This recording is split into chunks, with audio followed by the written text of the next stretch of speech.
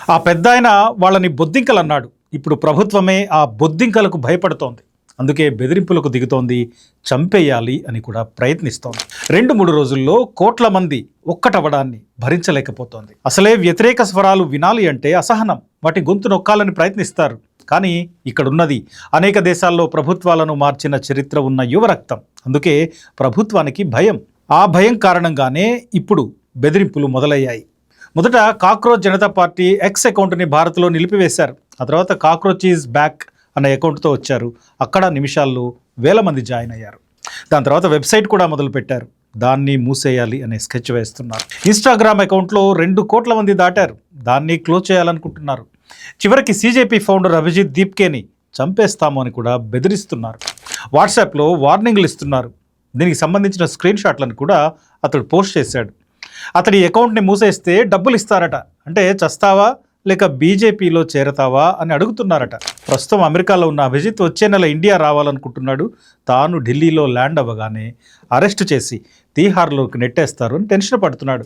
అంతేకాదు ఇండియాలో అతని పేరెంట్స్ ఉన్నారు. వాళ్ళ సేఫ్టీ విషయంలో కూడా అతనిలో చాలా ఆందోళన ఉంది. అంటే ఓ పక్క బెదిరింపులు, మరో పక్క తప్పుడు ప్రచారం. ఇందులో ఉన్న వాళ్ళంతా పాకిస్తాన్, బంగ్లాదేశ్ వాళ్ళేనట. ఈ మాట బీజేవైఎం అంటోంది. అంటే ప్రశ్నిస్తే చాలు, మీరు భారతీయులు కాదు, మీరు పాకిస్తానీలు, పాకిస్తాన్కి వెళ్ళిపోండి అంటారు. ఇప్పుడు అదే మాట. ఈ ఆరోపణ తర్వాత తన ఫాలోయర్లలో 94.7% ఇండియా నుండే ఉన్నారని అభిజిత్ దీప్కే క్లారిటీ ఇచ్చాడు, ప్రూఫ్ చూపించాడు. ఆన్లైన్లో ఏర్పడిన ఈ సెటైరికల్ పొలిటికల్ వేదిక అంటే ఎందుకు ప్రభుత్వానికి ఇంత భయం?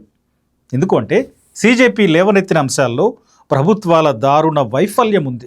దేశంలో నెలకొన్న నిరుద్యోగం, పెట్రోల్ డీజిల్ రేట్లు, అధిక ధరలు, పేపర్ లీకేజీలు ఒకటా రెండా వీటిపై యువత రగిలిపోతోంది. దానిపై చీఫ్ జస్టిస్ పెట్రోల్ పోశాడు. అందులోంచి పుట్టుకొచ్చిందే ఈ సీజేపీ. ఇది పై లేయర్లోంచి చూస్తే ఒక సెటైరికల్ మూమెంట్ కావచ్చు, కానీ ఇది యువతలో ఉన్న అసంతృప్తి ఎవరెస్ట్ అంత ఎత్తున పేరుకుపోయిందని ప్రపంచానికి చెప్తోంది.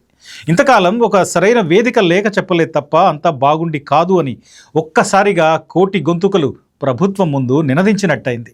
ఆ శబ్దానికే ఇప్పుడు ప్రభుత్వం ఉలిక్కి పడుతోంది. ఆ భయంతోనే అణచివేతకు దిగుతోంది. అంతేకాదు మంత్రుల్ని, నేతల్ని కూడా ఇన్స్టాగ్రామ్లోకి దింపే ప్రయత్నంలో ప్రధాని మోడీ ఉన్నారు.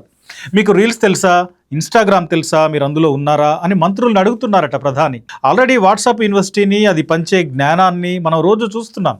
ఇప్పుడు ఇన్స్టాలో కూడా వీళ్ళంతా రెచ్చిపోయే అవకాశాలు పుష్కలంగా కనిపిస్తున్నాయి. చివరిగా ఇది కాక్రోచ్ విప్లవమా అని పెదవి విరిచే వాళ్ళు ఉండొచ్చు. ఇది దానికదే ఒక పెద్ద ఉద్యమం కూడా కాకపోవచ్చు. కానీ యువతలో ఉన్న అసంతృప్తి, ఆగ్రహానికి ఇది ఖచ్చితంగా ఒక సంకేతమే.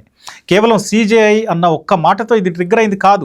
దేశంలోని మత రాజకీయాలు, వ్యవస్థల్ని అడ్డుపెట్టుకుని చేసే దుర్మార్గాలు, బెదిరింపులతో ప్రజాప్రతినిధుల్ని గుంజుకోవడం, జనాలకు ఓట్లు లేకుండా చేసి ఎన్నికల్లో గెలిచే సిగ్గులేనితనం, న్యాయ వ్యవస్థను కూడా గుప్పెట్లో పెట్టుకోవాలి అనుకునే కుట్రలు, మీడియాని కొనేసి అనుకూల ప్రచారాలు చేయించుకోవడాలు, వీటన్నిటిపై యువతలో ఉన్న అసహనానికి నిదర్శనమే సీజేపీకి కొద్ది గంటల్లో వచ్చిన ఫాలోయింగ్. ఇది ఖచ్చితంగా దేశంలో రాబోయే మార్పుకి ఓ సంకేతం అనుకోవడానికి సందేహం అవసరం లేదు. అది సంకేతం అని ప్రభుత్వం గుర్తించింది కాబట్టే అణచివేత మొదలుపెట్టింది. కానీ ఇది అణచివేస్తే అంతమయ్యేది ఖచ్చితంగా కాదు. రూపం మార్చుకొని మరో చోట మరోలా బయటికి వస్తుంది.